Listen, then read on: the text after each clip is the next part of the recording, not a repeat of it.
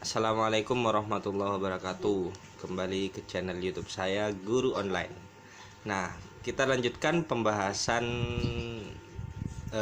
episode pertama saya. Kemarin terakhir sampai nomor 4. Nah, sekarang kita lanjutkan pembahasan di nomor 4. Nah, jadi di nomor 4 ini ada 4 larutan. Larutan pertama, kedua, ketiga, dan kemudian keempat. Nah, dari masing-masing larutan ini akan dicampurkan dengan 1000 gram es yang bersuhu 0 derajat Celcius. Jadi masing-masing larutan ini akan dicampur dengan es yang bersuhu 0 derajat Celcius. Sedangkan masing-masing larutan ini bersuhu 80 derajat Celcius. Nah, nanti akan diperoleh suhu akhir campuran. Jadi campuran larutan 1 2 3, larutan 1 2 3 dicampur es, nanti akan diperoleh larutan dengan suhu 40 derajat Celcius. Nah, pertanyaannya di sini, jika kalori jenis es 0,5 kalori per gram derajat Celcius, maka jenis minuman yang harus dicampurkan adalah, jadi maksudnya di sini adalah manakah dari keempat jenis larutan ini kalau dicampurkan dengan es ini nanti bersuhu akhir 40 derajat Celcius. Nah, jadi apa yang harus kita lakukan? Yang harus kita lakukan adalah mengecek satu persatu kalor yang lepas dan kalor yang masuk pada masing-masing larutan. Apa yang terjadi nanti? Yang terjadi nanti adalah pada grafik ini. Jadi saya tutup ini.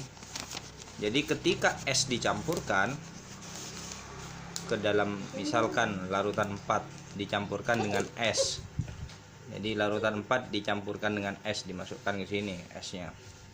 Nah, maka yang terjadi nanti, es yang bersuhu 0 derajat akan berubah menjadi air yang bersuhu 0 derajat.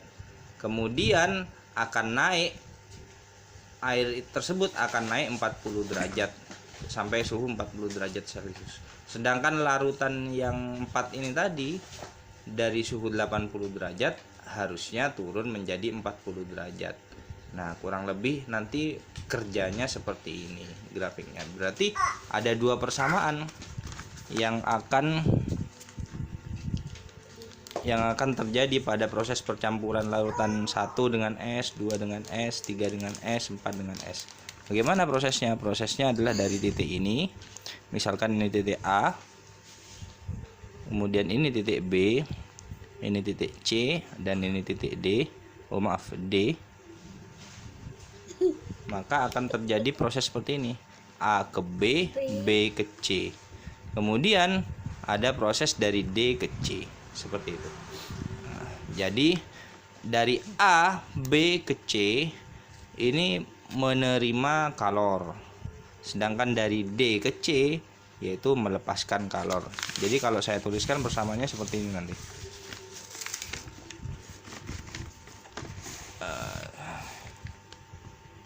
Ya, jadi persamaannya nanti Q lepas sama dengan Q terima.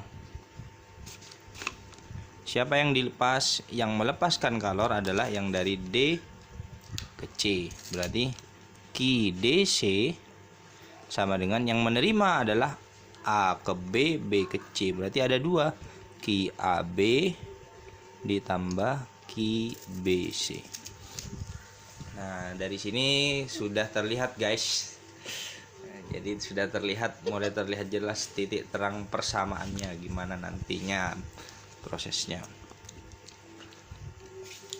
Nah, sekarang kita perinci satu persatu mengarah ke grafik yang sebelah kiri ini tadi. Q DC. Oke, Q. Ada bayang-bayang semua ini, guys. Sebentar ya, biar hilang bayang-bayangnya semua. Aduh, kameranya goyang, guys.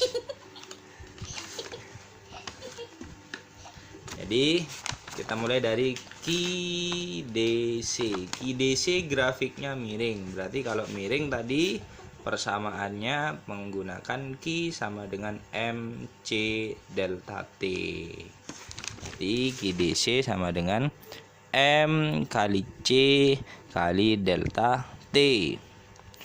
M-nya siapa? D ke C adalah proses larutan. Jadi ini adalah ML atau M larutan. C-nya siapa? C-nya adalah masing-masing larutan. Anggaplah ini CL. C larutan. Delta T-nya berapa? Delta T-nya karena ini dari D ke C, maka ini adalah 40 dikurangi 80. Kemudian kita ke QAB. QAB adalah grafiknya lurus. Kalau lurus karena ini di titik 0 derajat, maka kita menggunakan persamaan Q sama dengan M kali L. Nah, berarti QAB sama dengan M kali L. Ditambah QBC.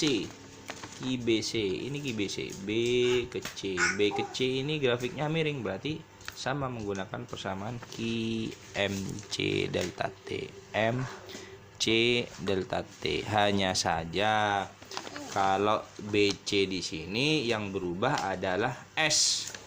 Jadi S yang dicampurkan ini tadi. Nah, ini S yang dicampurkan. Jadi S yang 1000 gram ini tadi kan dimasukkan ke si larutan ini.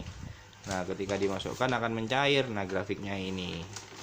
Nah, BC ini adalah perubahan air es bersuhu 0 derajat menjadi 40 derajat. Nah, kemudian gimana proses kelanjutannya? Ya, kerjakan. Ini adalah MS, ini S, ini S. Nah, kita harus cek satu persatu karena di sana ada 4 larutan. Larutan 1, sorry. Kameranya goyang, Bro. Jadi ada larutan 1, larutan kedua, larutan ketiga, dan larutan 4. Nah, kita cek satu persatu dari keempat larutan ini. Oke, kita mulai dari larutan pertama ya. Larutan pertama.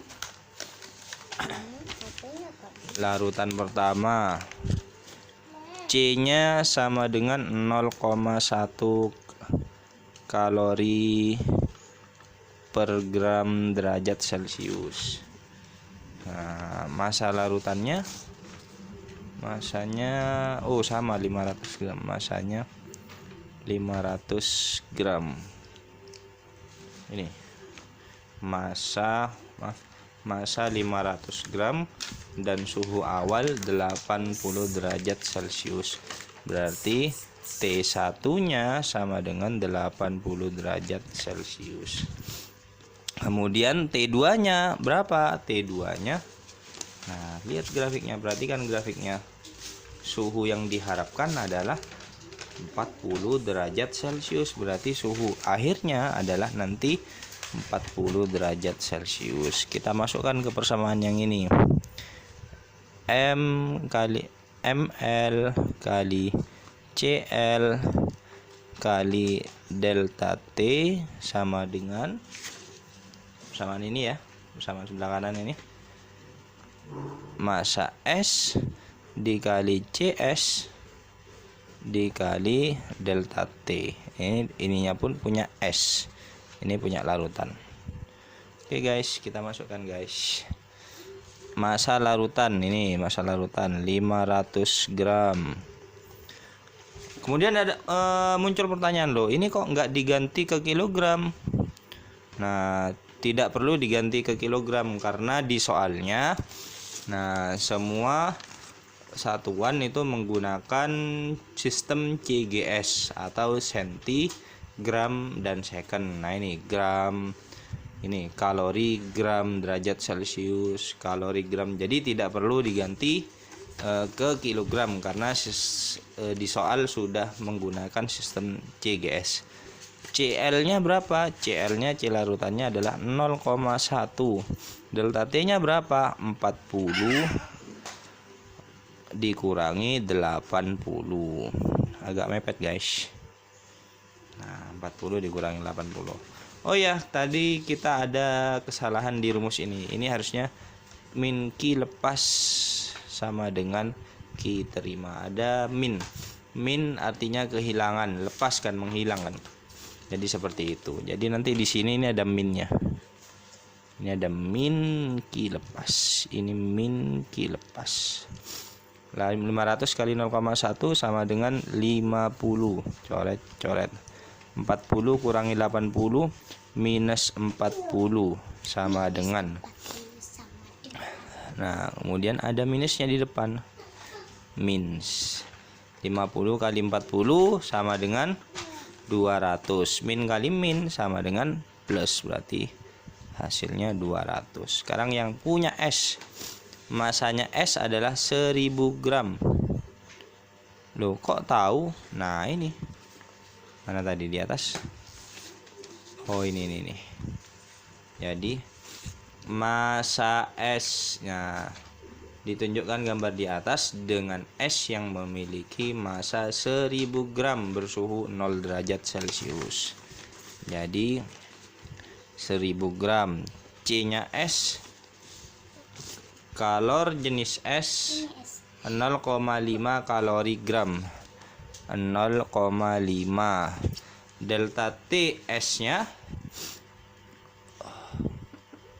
oh maaf, masih ada kekurangan, kita belum menuliskan QAB-nya. Ini adalah QBC. Jadi persamaan sebelah kiri ini salah tadi. Jadi salah, harusnya saya ulangi lagi ya biar lebih jelas. Jadi di sini prosesnya adalah M kali L. Rumus yang sebelah sini saya ulang.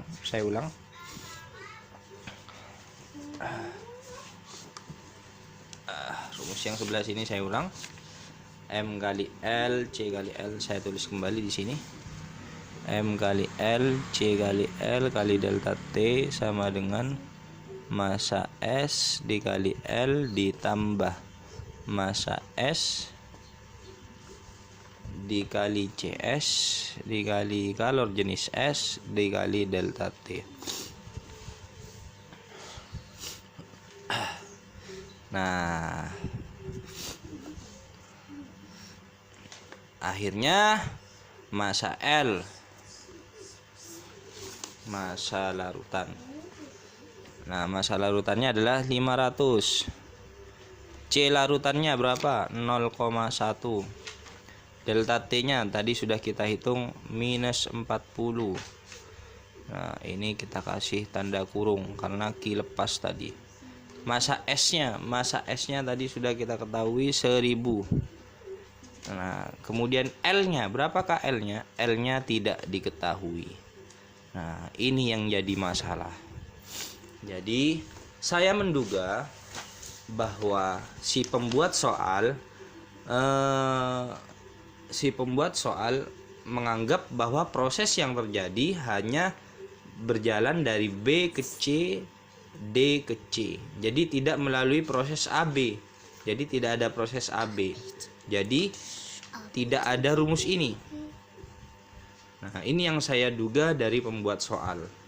Nah, tapi jikalau melihat soal yang dia buat, harusnya si perhitungan itu melalui proses AB. Nah, tapi saya memandang pandangan saya harusnya proses yang dilakukan itu dari A, B, B, C. Tapi kalau yang diharapkan atau yang dilakukan persepsinya si pembuat soal itu prosesnya hanya dari BC dan dari DC. Nah, itu yang menurut saya. Kenapa kok seperti itu? Kenapa kok saya beranggapan harus ada proses AB? Kenapa? Karena di soalnya di sini disebutkan bahwa salah satu jenis minuman yang ditunjukkan pada gambar di atas dengan S yang memiliki massa 1000 gram bersuhu 0 derajat Ingat, wujudnya masih berwujud es, bukan berwujud air. Bukan berwujud air yang bersuhu 0 derajat. Jadi ada perubahan dari es menuju air. Seperti itu. Makanya dibutuhkan kalor lebur atau L. Sedangkan di soal tidak diketahui sama sekali yang namanya kalor lebur.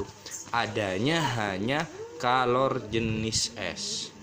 Nah, jadi menurut saya harusnya si pembuat soal mencantumkan L-nya itu berapa. Nah, L-nya itu berapa? L itu apa? L itu adalah kalor, bukan kalor lebur, tapi kapasitas kalor lebur es. Nah, jadi seharusnya si pembuat soal itu harus mencantumkan nilai L-nya, tapi di sini tidak dicantumkan. Jadi saya simpulkan nomor 6 ini tidak ada jawabannya. Seperti itu. Ada jawabannya, tapi dikerjakan tanpa melalui proses AB. Jadi hanya ki lepasnya itu ki DC dan ki terimanya itu adalah ki BC. Nah, jadi satu soal sudah 16 menit. Jadi seperti inilah dunia fisika. Sangat panjang. Jadi kalian harus bersabar dalam mempelajari fisika. Harus sering-sering dicoba, harus sering-sering dicoret-coret. Mungkin untuk hari ini, untuk episode ini kita bahas nomor 4 saja dulu. Next akan saya jawab dari segi persepsinya si pembuat soal, bagaimana harusnya bagaimana jawaban yang diharapkan oleh si pembuat soal. Nah, untuk lebih jelasnya kalian tunggu di episode selanjutnya. Kurang lebihnya mohon maaf. Assalamualaikum warahmatullahi wabarakatuh. Jangan lupa komen, like, dan subscribe channel saya ini, Guru Online.